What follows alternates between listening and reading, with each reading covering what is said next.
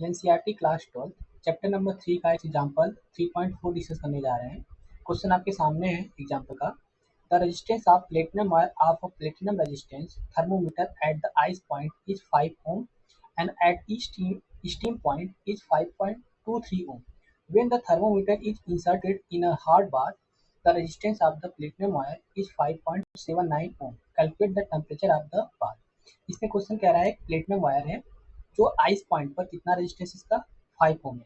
तो इस ice point को मैं बोल दे रहा हूँ बच्चा टी नाट को मैं बोल रहा हूँ टी मतलब T0 पे कितना है, T0 मतलब 0 डिग्री सेल्सियस पर इसका रेजिस्टेंस में आर नाट बोल दे रहा हूँ कितना है 5 ओम है।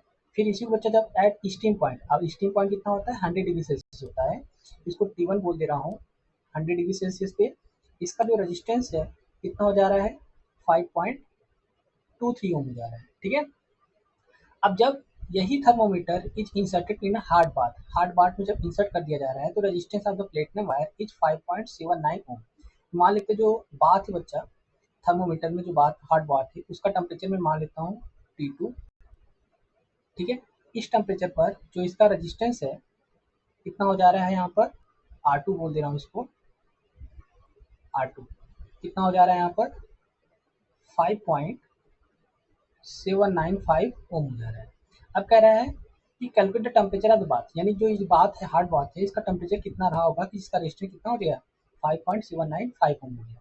तो सबसे पहले हमने आपको रिलेशन बताया है कि रेजिस्टेंस और टेम्परेचर के बीच में क्या R equal to R naught 1 plus alpha T minus T not.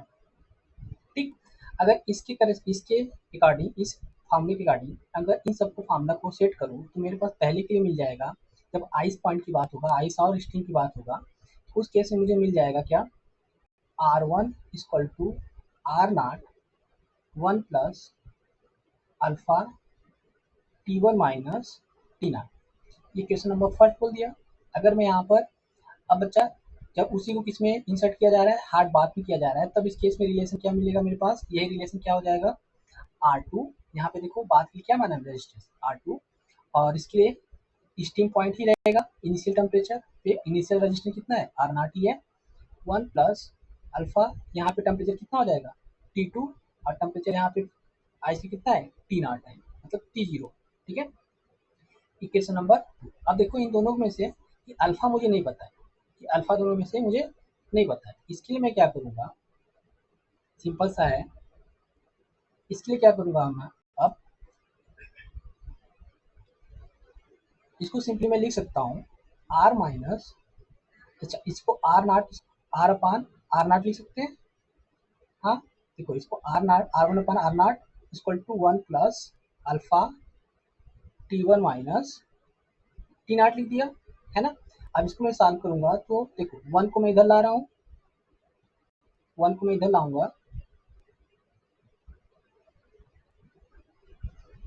1 को इधर लाऊंगा तो क्या आएगा माइनस में आएगा, ये अल्फा हो जाएगा, ये T1 माइनस टी नॉट हो जाएगा। ठीक है, अब देखो ये हो जाएगा R1 minus R naught upon R naught equal to alpha T1 minus T naught. ठीक है, ऐसे इसको भी सॉल्व कर लेते हैं है ना। इसको सॉल्व करेंगे तो मेरे पास क्या हो जाएगा, जब यहाँ पे जब इसी तरीके सिमिलर पैटर्न में सॉल्व करूंगा तो R2 naught upon R naught minus 1 equal to alpha T2 minus T naught हो जाएगा इतना।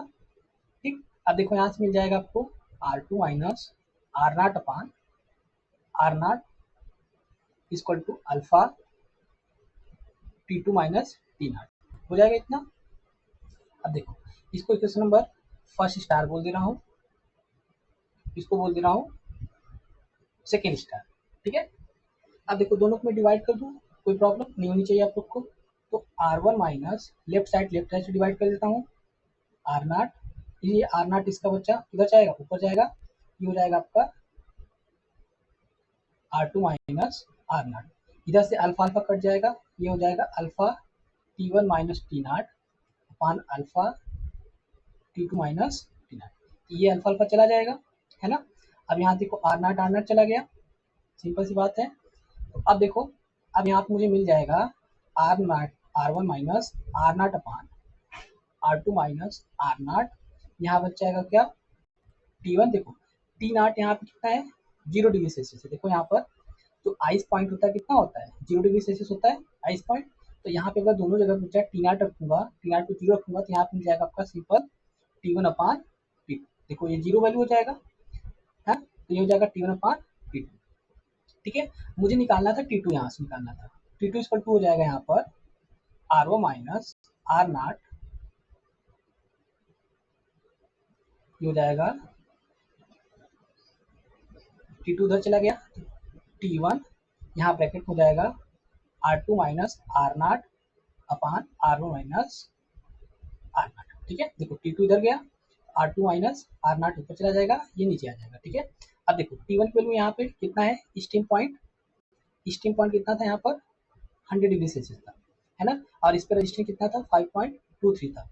तो निकाल लेते, पुट करें वैल्यू, सारी वैल्यू देखो, यही फॉर्मूला आपको वहाँ पे लिखा हुआ है एनसीईआरटी सोल्यूशन में। कैसे लिखा हुआ है, डायरेक्ट लिखा हुआ है वहाँ पर। इसी को मैं सॉल्व करके तब मैं अब इसी में वैल्यू पुट करूँगा, जो आपके उसमें एनसीईआरटी सोल्यूशन में डायरेक्ट लिखा हुआ है ना फॉर्मूला, इसको यूज करके लिख दिया गया है। ये मैं डायरेक्ट नहीं लिखी, इसको डेरिवेशन करके तब मैं इसको वैल्यू पुट करता हूँ। अब देखो यहाँ पर T1 वैल्यू कितना हो जाएगा बच्चा, आइस पॉइंट 0 डिग्री सेल्सियस था, स्टीम पॉइंट कितना हो जाएगा T1 100 डिग्री सेल्सियस हो जाएगा। यहाँ पे R2 वैल्यू, R2 हमने निकाला था यहाँ पर, दिया हुआ क्वेश्चन में है R2 कितना था 5.795